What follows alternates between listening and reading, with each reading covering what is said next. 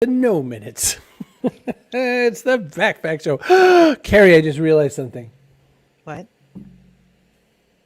I had you on the wrong side. What am I going to do? The world is over. I think we should start the show over again. I don't know what to do. Hey, Coach Woodard. Good to see you. Welcome to the Backpack Show. If you are here and you are not leaving a comment, then we don't even know that you're here. You've got to comment. You've got to just say hi or something like that, or you don't get any credit. And we know the world is built on credit. Credit, like it's redeemable for something? Yeah, redeemable for my love. If you want my love, you say I'm here. If you don't, then I don't even know you're here. You're gone. You're out. You're nothing to me. It is interesting to hear people say, hey, that was a really cool show. And you're like, oh, I didn't even know you saw it. Yeah, people Joe like Polizzi. My hairdresser, somebody I went to school with, you know. Joe Polizzi, who founded Content Marketing World, said that to me yesterday. He goes, man, I really love what you've been doing with the show. And then he names like 3 episodes. I was like, I didn't know you're here. So you bitches say hello. Maybe because you stop it. Don't call them that. Maybe because you call them marketing turd heads. I can maybe not blame them for not wanting to turn up. But the Backpack Show is where you get insights about success from unusual places. So, Chris, who do we have today? Wow, have we got some wonderful, exciting people to talk to today. We have Esther Wallace. She's going to talk about Playa Society. We're going to talk about her career in sports and how she wants to get more women into sports. I love that she has a really cool shirt that I would wear if I could get away with it. It's got the word female and then crossed out and just says athlete. Except in mine, I would just cross out athlete as well. Would work. And then we have Christine Whitmarsh, who is on because she's a writer, she's a circus performer, she does all these things. It's kind of ridiculous. But I asked her also hosts the Your Daily Writing Habit podcast. That thing, and I had her on because I want to talk about memoirs. I want to talk about what it takes to write memoirs because certain people, like my biological father, I sure would like to get some more information out of him. Bitches say hello. Hey, Kate, good to see you. Carl said hello. I wouldn't have known Carl was here if you hadn't said hello. Hello, Carl. So I think we got to get this show going, don't we? Hi, everyone. Tim Kitzrow from NBA Jam and NFL Blitz, welcoming you to The Backpack Show. Your hosts, Chris Brogan, Kerry Gorgone, Boom Shakalaka. Backpack Show. You've got to understand, when people say yes to us to be on the show, most of the time they don't really understand what they're saying yes to. You know, there's no way Esther Wallace was like, oh, those guys, oh, they're great. We know them. I could trust them. I feel totally confident that they're going to represent me as an important and useful person in the world and society. But she said yes, so now she's ours to torture for a bit. How delightful. We get to learn from her about success and distill her success story into lessons you can use to recreate your own success in life. That's the big goal, right? We're going to pick her brain, get some wisdom, get some knowledge. So I'm going to drag Esther out first because I'm going to have to ask a lot of memoir questions. So I've got this figured out. Okay. Esther Wallace, Playa Society. How the heck are you? Hey, I'm doing good. I'm great. How are you? Good. What part of the planet are we saying hi from right now today? The cold part. Well, I guess a lot of parts are cold. Boston. Hey, right down the street. Right down the street. I'm in the northern part of the state, so you woke up to like 12 degrees shenanigans. Like yeah, it was 7 degrees in my neck of the woods. Good lordy. Wow. So Playa Society came about. You're an athlete first. You went up through the ranks. I think you played net throw the ball cabal or something, right? Is that the one? You're a basketball player. Not a sports person, Chris. I know, but Larry Bird, something. So you played basketball for a bit. What was how far did you go? What'd you do? What was a good part of it? And then what made you say, you know what? I'd like to have some more friends on this team. And then you said, I think I'll start this business.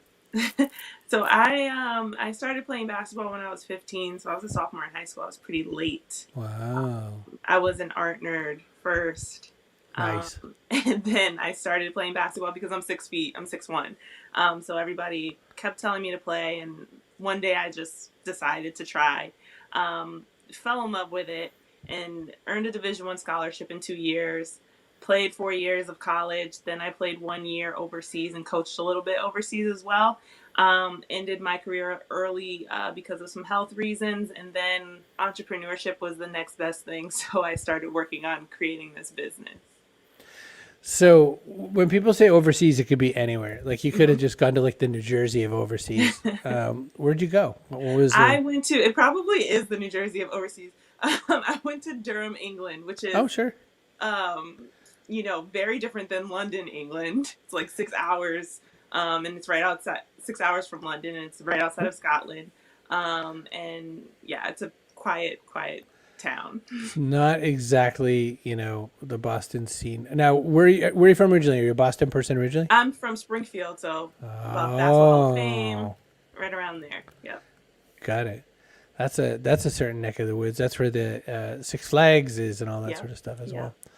So, what made us start with this really iconic product of the athlete without the female chucked into it? So I always tell people it was instinct. I didn't really, when I was playing basketball, I was focused on playing basketball and winning and all of that. So you kind of like tune everything else out. But once I was nearing the end of my career, I started to think about like why I didn't play basketball sooner. Like why did I start playing when I was 15 instead of 6, like a lot of normal journeys. And I thought about how I never saw women in sports really celebrated and represented growing up. So it kind of just played on the idea of like all athletes being treated, having that equal opportunity and equal access to be great, no matter what, if you're male or female. You want to bring more female athletes into sports. Mm-hmm. So how are you working to do that to make sure that other little girls do see female athletes? Well, for me, the number one way is really just like celebrating what we're doing. You know what I mean? So that girls are watching and seeing that. And it's about building up that confidence and dismantling some of that stigma that shouldn't really exist anyway. So it's creating a space where we feel comfortable and we have ways to express our identity and celebrate ourselves as women in sports. And hopefully the girls are watching us. But then there's so many people that are doing work on the other side as far as creating those opportunities and access. So I do look to partner with them and find different creative ways to collaborate in the space. Do you need to get that? Are they calling from the past? It's honestly the fax machine, which never goes off. So it's really weird. You have a fax machine? You're so next level. This is not her space. No. This is not your space. So one thing I saw was a coloring book. You mentioned you had a career before the career as an art person, which is one of the reasons why you didn't get in sports. Is that your art in our coloring book? Yes. So I call that like my pandemic/quarantine project. It was one of those things where I found myself just drawing, and it was calming and kind of relaxing over the 2020, and that was the result of that. So I did now just read Esther Williams drew these. So I was like, oh, I didn't have to ask that question. But one thing I also noticed is you drew 23. Is that a Michael Jordan 23? Is that a I'm sick of drawing 23? What made us 23? So it's 23 athletes and a total of 24 pages. I think I stopped I wanted 24 pages, more so for Kobe. And also I kind of got maxed out when it came to drawing. I was kind of at the end of my rope, so I was like, this is a good place to stop. Did you find that you were able to bring any skills from coaching over into running your own business? For sure. I try to, and sometimes this can be good or bad, but I try to kind of mirror a lot of what happened on the basketball court for me or as an athlete in how I approach business and entrepreneurship, for sure. So how do you bring out the best in somebody who's maybe like you see potential in them, but they haven't done whatever it is you need them to do before? Well, I think that I'm in a space, and of course there's different industries and different spaces. And I think I happen to be in a space where nothing's written. There's no blueprint to how to execute or how to do anything, right?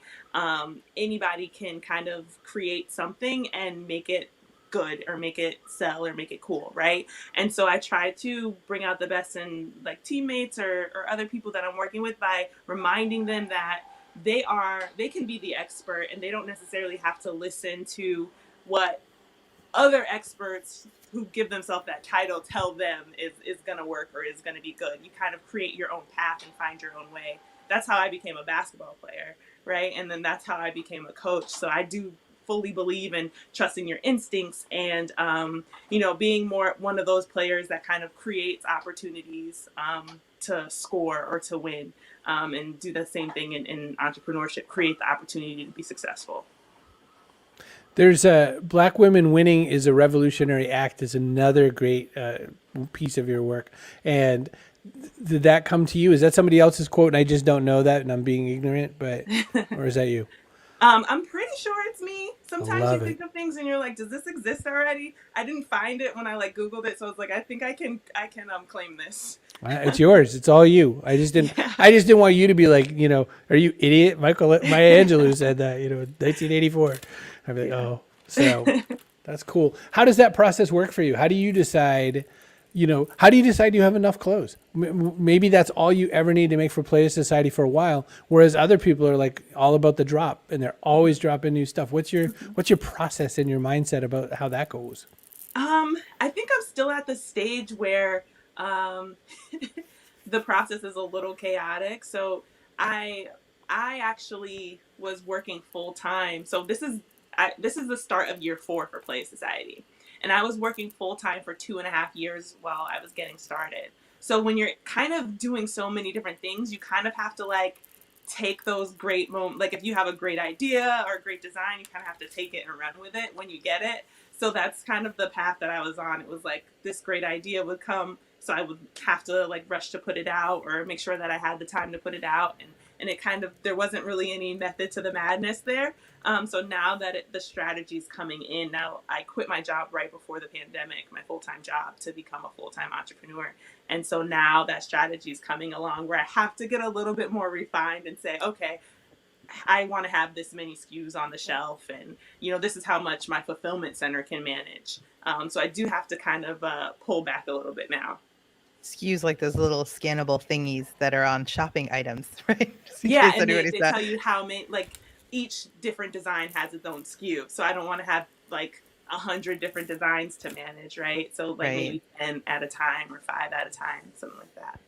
When you decided to create your own business, how did you build your team for that? Like, is that sort of like putting together a sports team where you need people in certain roles, or do you need people that can play multiple positions? Like, what was your approach to that?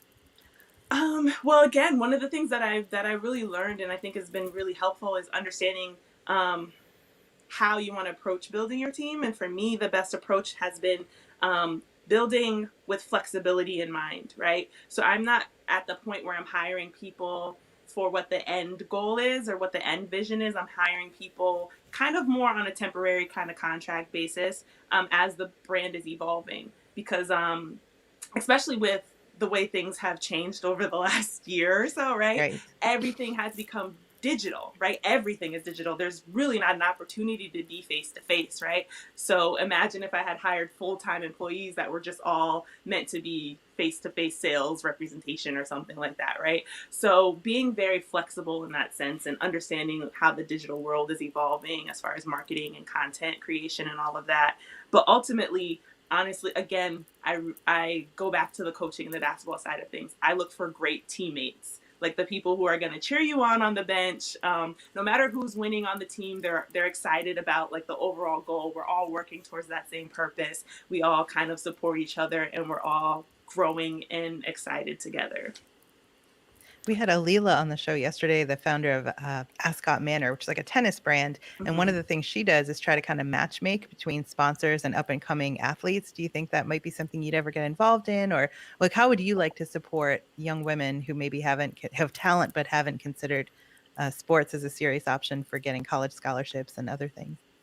I think, again, there's a couple pieces to it, because I think because of social media and the digital world, there's so many opportunities for people to create more spaces for whatever they want, essentially. And I think in women's sports, that's one of the areas where we're creating. So what we didn't have, what women my age didn't have growing up, we're starting to create that and just create those spaces, right? So it's really about visibility. It's about representation and all of that. Of course, there's the other layers of access, reducing costs, reducing some of those barriers. So I think it really takes a team and it takes a village. So a bunch of people working at it from different sides. And so I hope to be working at it from that side of visibility, and then collaborating and working with a lot of those other players that are on the field.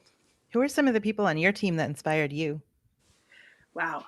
So there's a lot of people that I've had the chance to interact with. I can't necessarily claim that they're on Team Playa Society officially, but I've had so much support from women in the WNBA that I grew up watching, that I learned how to play basketball from them, right?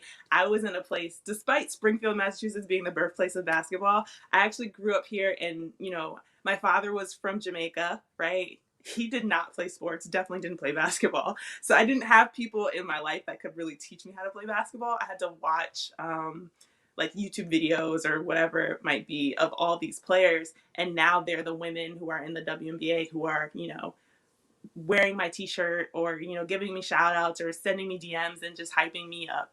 And it feels quite amazing to experience that.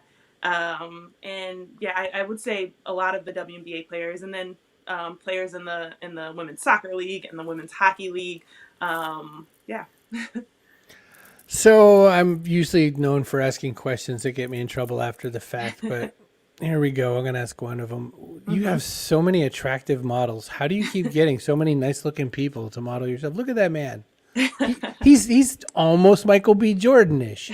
Like, they actually just got engaged. But I like to think I contributed to So that. he's I off think the you market. did. So I can't inquire Gonna about go him old now. Now I school. get it. Oh, see how you are? I thought Kerry wasn't going to be able to touch the buttons because she's afraid her entire really setup hard. would It's a sacrifice. fall. So I didn't get a real yellow card. I got the old yellow card. Oh, all right.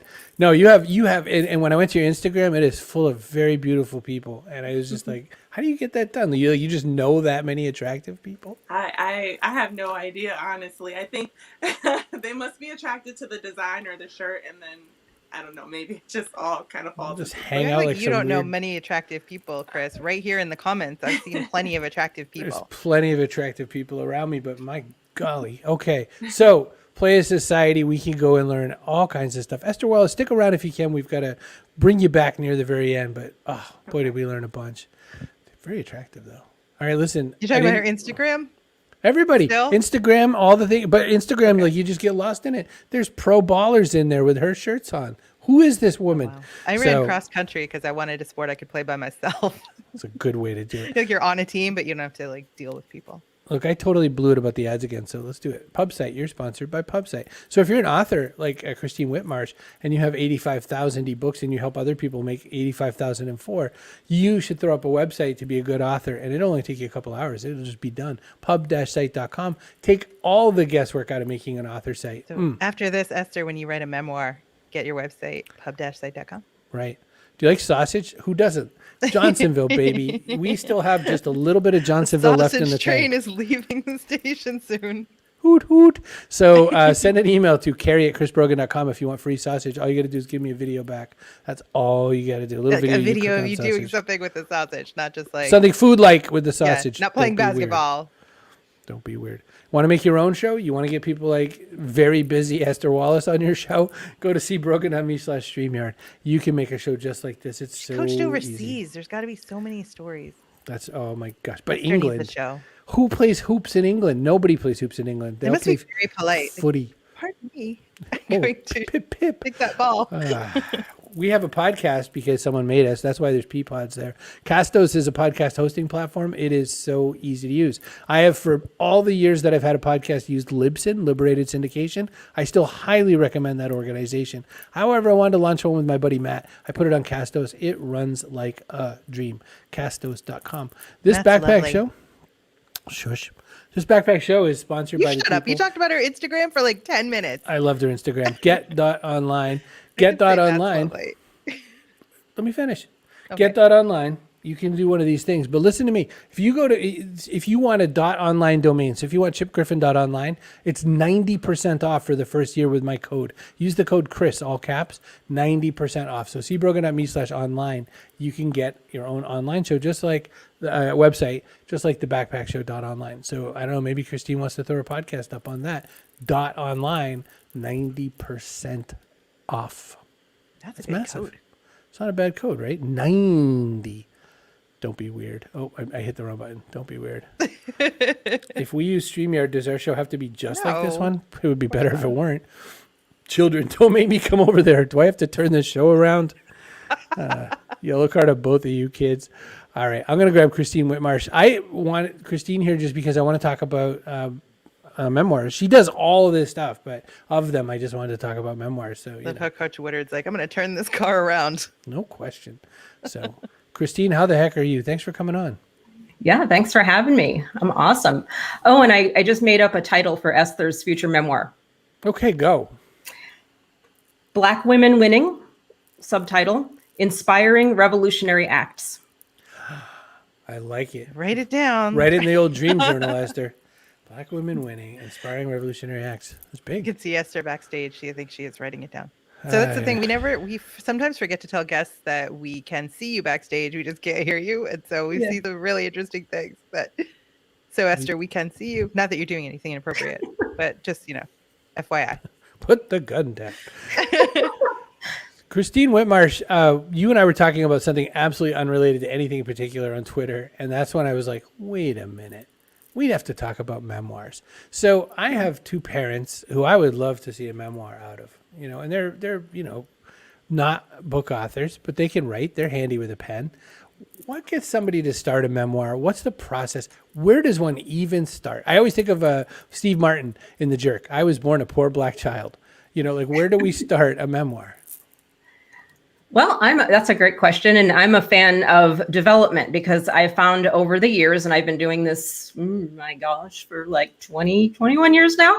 I have found that a lot of people, especially first-time authors, they think that they can just kind of write an entire book based on a table of contents scribbled on a Post-it. And I equate that to kind of like, just not even hitting the quarter line on your gas tank and thinking that you're going to drive from New York to LA. Like, it's not going to work to write an entire book. So I'm a huge fan of a pretty thorough development process. I've even actually invented something called a book blueprint that takes an author through creating their vision and figuring out who their ideal audience for their blueprint is, and, really what those people are looking for, especially in a book, and really what you're promising them. And then from there, taking the architecture, whatever. So it's an 8-week process I take people through. I think that's like kind of, something people might not know is that it does take a little bit of work to put a memoir together. A really good one anyway. What's the difference between other types of writing and writing a memoir, Christine? Like, what makes that type of writing different?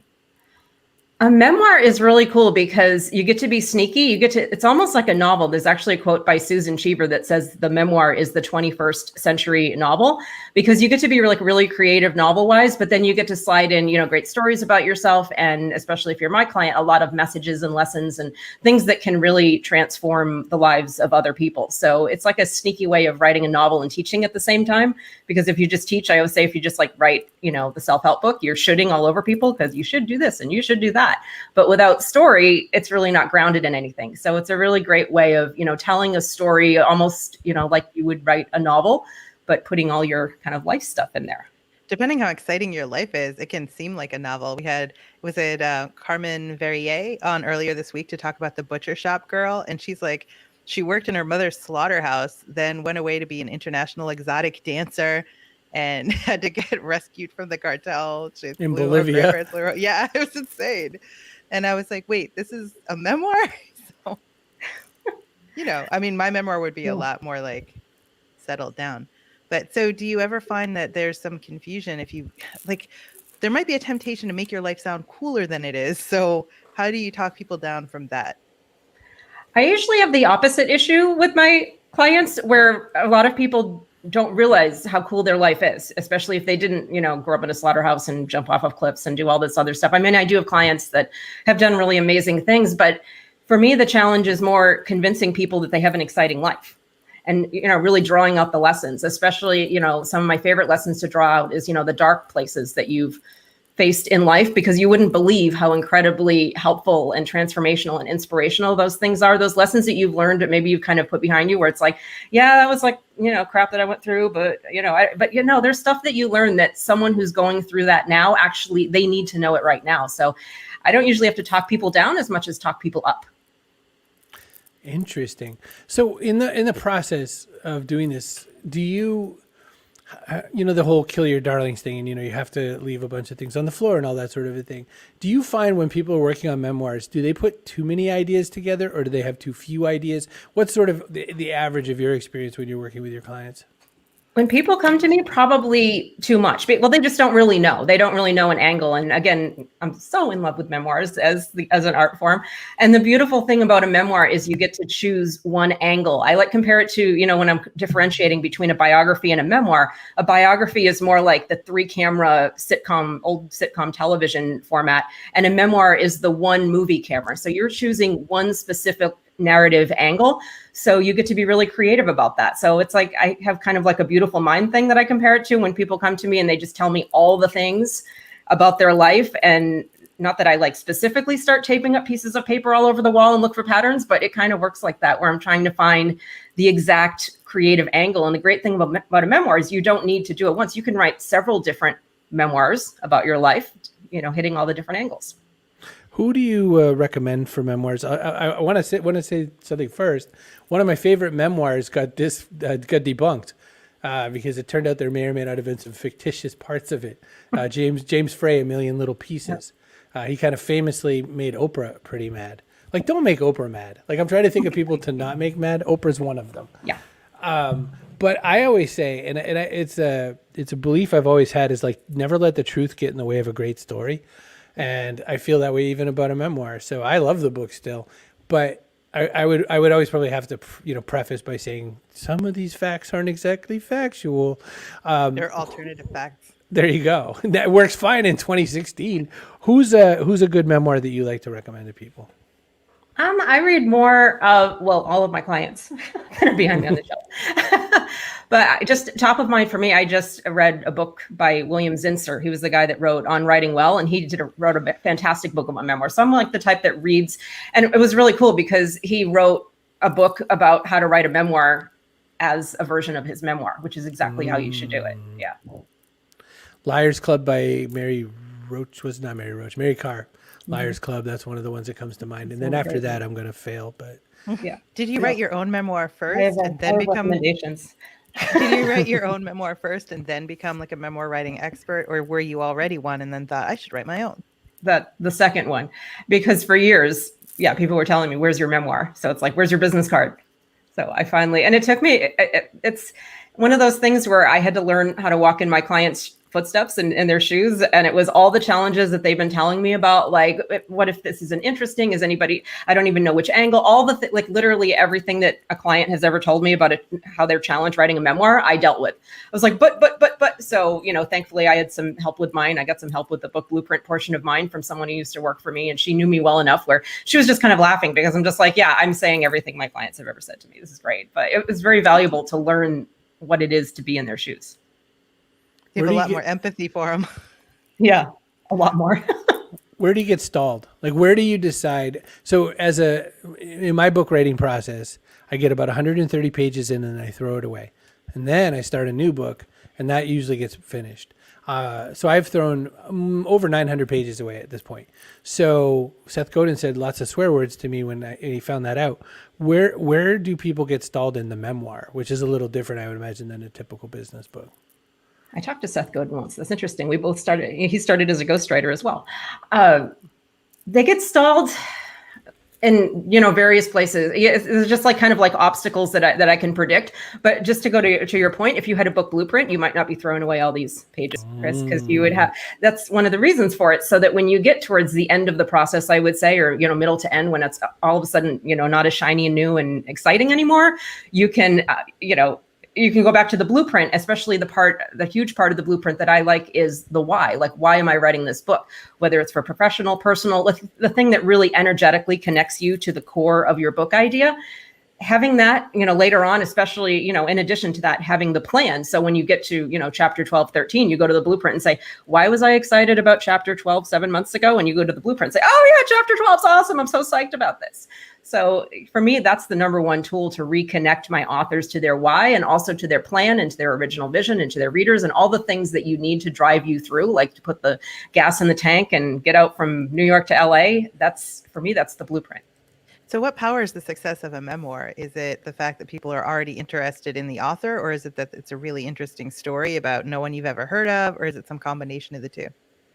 I find it's the universal life stories. And biographies and memoirs are consistently some of the highest ranking type of genres in book sales, because people are super fascinated by other people's life stories, and not just famous people, like ordinary people. It doesn't even matter to them. I have this as proof because my clients have this great habit of forwarding me their fan mail and sending me their Amazon reviews. And I love seeing what people are saying about their stories, because I'm like my client's first fan. It's like, well, I've known that you're awesome for like a year now. So it's really great that the rest of the world is catching on with this. But people love the universal, like they're able to see themselves in someone's life stories and their life challenges and their life lessons and say, oh yeah, oh my God, this person is just like me. Even if the details aren't really parallel, it's really funny how, people, I think it was Elizabeth Gilbert, she talked about, she was doing a book signing and a fan came up to her and said, oh, that part, where you said this, and she rattled off this whole life experience. And Elizabeth Gilbert's like, okay, I never wrote about that. That never happened to me. But it was like one little tidbit that she wrote about in her book that the person obviously connected to their life story,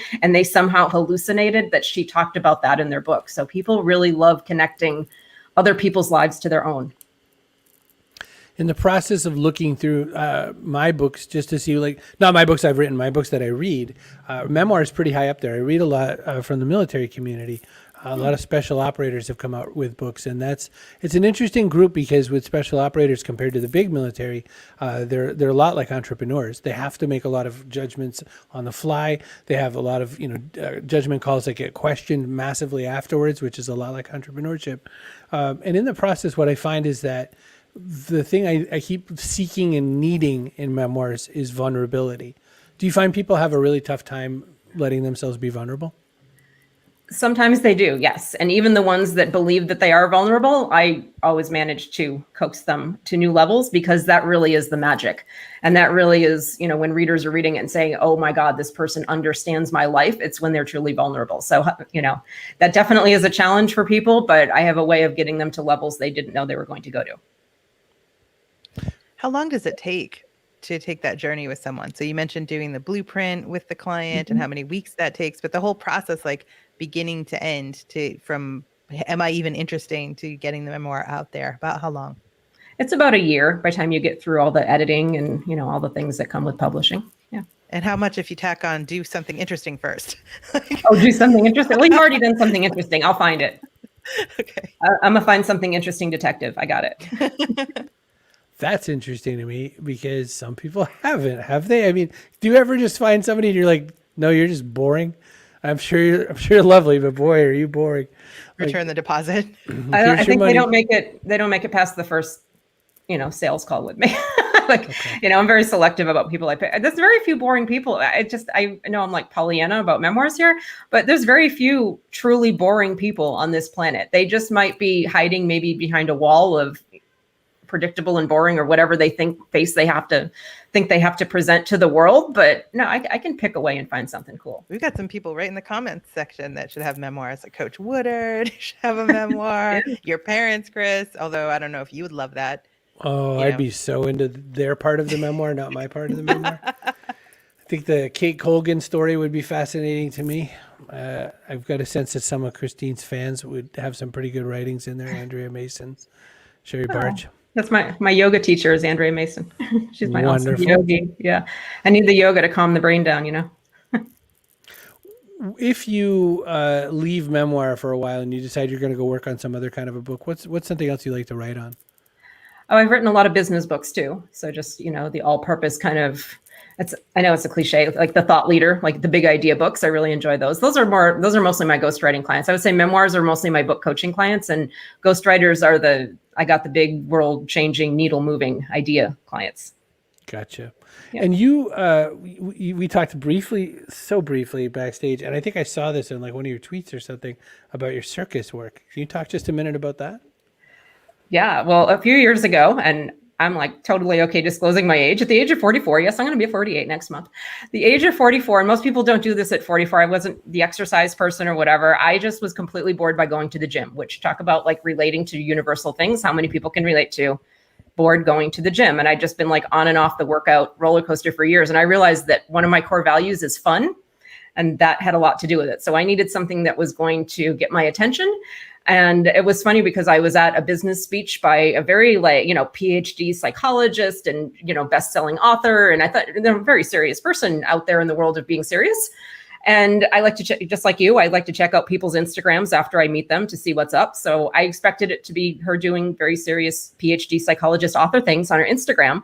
And it was like serious author thing, trapeze, serious author thing, trapeze. And I had coffee with her. I was like, what's up with this? And she's like, oh, there's a circus school here. I'm in Jacksonville Beach, Florida. She says, there's a circus school here. You should try it. I'm like, well, I will just be very candid. I was at my heaviest weight and most out of shape of my entire life at that point. So I was considering like strolling on the beach with a dog who's like asleep at my feet here, as that was high performance exercise. Andrea's awesome. And all my circus friends watching. So I was just like, yeah, I'm sure I can just go from strolling on the beach to, Cirque du Soleil. Yeah, no problem. And it was quite an uphill climb, but the reason I kept at it is because it's just like the most fun thing ever. So it really cured my whole, I'm sick of going to the gym. I'm bored with the gym. So I need something that will hold my attention. Well, I will tell you, the circus arts, the aerial arts, you will never be bored with exercise again. So that's how I get into it. And I love every minute of it. It's never like I have to work out, I have to train, I have to go to circus. It's like, can I get in the car now for tomorrow? I'm that excited about this. What do you do for beginners? Like if you walk in there and it's day one, where do they start you? Like what's the bunny slope for circus? You just swing on a swing. That was me. It took three teachers to basically hoist my butt onto the trapeze for the photo op and in the introductory class. I was a disaster. I had no muscle. I was just a big bowl of jelly on the floor. So anybody can do circus. I mean, when people are just like, oh, I'm not strong enough, I don't have upper body strength. I'm like, I started with nothing. And then, related to my power of the curve, which you saw the little, curved spine on the cover of my memoir. I have severe scoliosis where I had 116 degrees of scoliosis corrected with Harrington rods to, I now have 67 degrees curve. So I have a 44 years old, overweight, never, was not exercising, out of shape, and my back is held together by titanium. If I can do circus, anybody can do circus. That's a big layout for that. It's a big way for making people feel it and accept that. And I love that. I think it's a great requirement. I'm grabbing Esther back, Esther Wallace. Yeah. We're going to talk the bunch of you. I'm just curious, Esther, what did you think about this, especially finding out that your co-guest is a person who also does aerial work in the circus? Yeah, definitely surprising. I've never heard that one before. So I feel like it'd be a great fit for you, though. Yeah, because you're already strong. Yeah, you'd be a great aerial athlete. The funny thing is, I never did anything but basketball, and surprisingly, you would think I would be an athlete across maybe multiple sports. But I tried volleyball once. I tried to learn to swim. Not as successful as basketball. You're an artist who could throw the ball around a little bit. Yeah, that's what you're saying. Yeah, we'll say that. I get you. And you could write a memoir. I'm just saying. Now you got your memoir title. I know who to call. Well, so that makes a question. Christine, I'll start with you. What's your identity first? Are you an author first? Are you an aerialist first? Are you a person with scoliosis first? What are you first? I am a storyteller because everything you just listed are variations of my story. And Esther, how about you? I would say I'm a creative. That's what runs through my blood. Just got to be creative. Got to get out there, make it look, feel, and sound like the way it should. Mm-hmm. All right. We're at this part of the show where we have to do a person of the day, and I was not actually ready to do that. So, and here's our person of the day. Kaboom! I feel like I should. I was thinking about this. I think I'm going to give it to my new yoga instructor friend, Andrea Mason. So she's here for Christine. So why not? I think she's a good one. Do you barter? Is it like I'll get 6 yoga classes and you'll get 8 weeks of memoir coach? Yeah. No, we're all doing all the business things, supporting each other's business. She's also she does circus with me. She's also one of my lyra instructors and my aerial yoga instructor. So Andrea is very, very much circus, not just yoga. Oh my God. You're just trying a bunch of stuff because you're going to write another memoir. You're like, I'm going to try like 16 new things. Oh yeah. I mean, I have a client who has 3 Emmys and 3 books. You can do different variations of your memoirs however many times you want. See, Esther? So you can have like a player coach one, and then you can have another for your business. Mm-hmm. And a third for all the stuff that we don't even know about. All the stuff we haven't even dug into yet. So we're at this part of the show where we talk about the backpack. The backpack question is, what goes in your backpack? The world's crazy right now. There's shifting sands. We don't even know what's coming next. It's all up in the air. There's nothing we could have predicted the last couple of years. We certainly can't guess where we're going next. So you can't bring everything with you, but you can bring a few things. So you could bring something physical. You could bring something metaphorical. Kerry, what's a great example of something physical? Extra set of teeth. DJ Cumberbund said an extra set of teeth. So I used to carry an extra doorknob. I swear to God, because one of my friends had a doorknob that came off, and like you had to put it on the outside, and if they forgot and the door closed, they like couldn't get back in. And I'm like, you used to make fun of me for carrying an extra doorknob, but damn if it wasn't useful. That is crazy town. Sometimes, Kerry, it's something metaphorical. It could be something like hope or fear or, I don't know, courage. What's something that goes in the backpack that's metaphorical? Fearlessness, Kerry? vulnerability, Fearlessness. resilience. Yes, potato chips. I mean, I could go on, but let's hear from Esther and from Yeah. Esther Wallace, what are you going to stick in the backpack today? I think I'll stick my favorite intangible trait, which is resourcefulness. And I think you packs a big punch because you get a lot out of it. When you're able to be flexible and adapt, just being like, if you only have a twig and lighter fluid, what are you going to do with it? You know what I mean? So I think that that's very useful to be resourceful and figure out different ways to use different tools. I like that answer a whole heck of a lot. Yeah. What do you have, Ink Whitmarsh? What do you have to throw in there? I got three things. Well, I don't go anywhere without a notebook and a pen. So I need like a 5-subject notebook and a pen. And that gives me all the metaphorical things through my stories so I can make up all the traits I need. And I need my juggling balls because I need to stay connected to circus. I like it. Juggling balls is a new one. That's a pretty good one. When do you graduate to like torches? Yeah, or clues. Oh, I know the people that do those. Oh my goodness. Yeah. No. That's like year 3 of circus school. Like when you get there. The juggling is really the thing that turns this overactive creative brain off. The juggling, it's really hard because you're not focusing on anything. So that's like one of my forms of meditation in addition to actual meditation. I'd be like one of those cartoons that you go tunk tunk tunk because I wouldn't use the soft ones.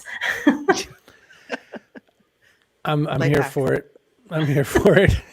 A lot of comments about the fact that you wandered around with a doorknob, Kerry. That was news to a lot of people. That was. I didn't wander around. I knew someone who sometimes needed one. Well, I would say that that's even more resourceful. My grandmother almost always brought a bottle opener with her. I think she just kind of always had a plan that there may or may not be a beverage. Like for instance.